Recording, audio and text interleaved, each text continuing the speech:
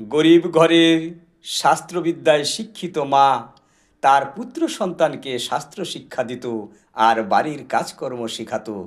পড়াশোনা করার ক্ষমতা ছেলেটির খুব একটি বেশি হয়নি। তারা গরিব ঘরে ছিল, তার বাবা রাজবাড়ির সাধারণ একটি কর্মী। তাই ছেলেটি বড় হয়ে মায়ের কাছে শাস্ত্রজ্ঞান শিখতে শিখতে ওই রাজবাড়িতেই কাজ পেয়ে গেল। রাজবাড়িতে রান্নার কাজ করে, সবাইকে খাইয়ে দাইয়ে ছেলেটি খুব সন্তুষ্ট করে। তার রান্না খুব সুন্দর হয়, রাজাও তাকে খুব ভালোবাসে। এক সময় ওই রাজবাড়ির রাজকন্যার স্বয়ম্বর সভা হবে।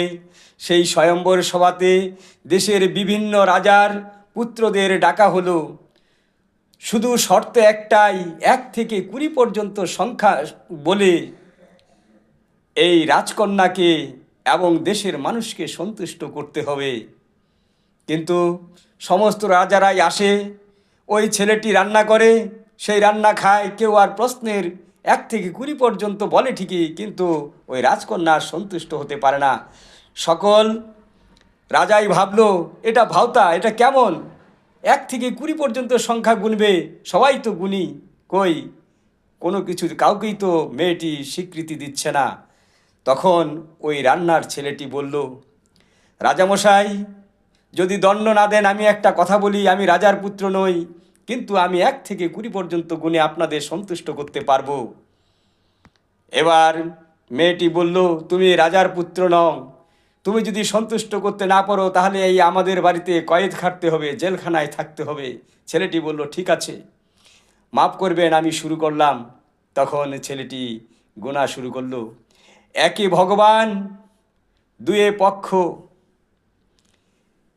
3 লোক, 4 যুগ, 5 পঞ্চপাণ্ডব, 6 শাস্ত্র, 7 বার, 8 খণ্ড, 9 নবগ্রহ, 10 দিক, 11 রুদ্র, 12 মাস, 13 রত্ন, 14 বিদ্যা, আর 15 তিথি, 16 শ্রাদ্ধ, 17 গণেশ, 18 পুরাণ, 19 তুমি, 20 আমি।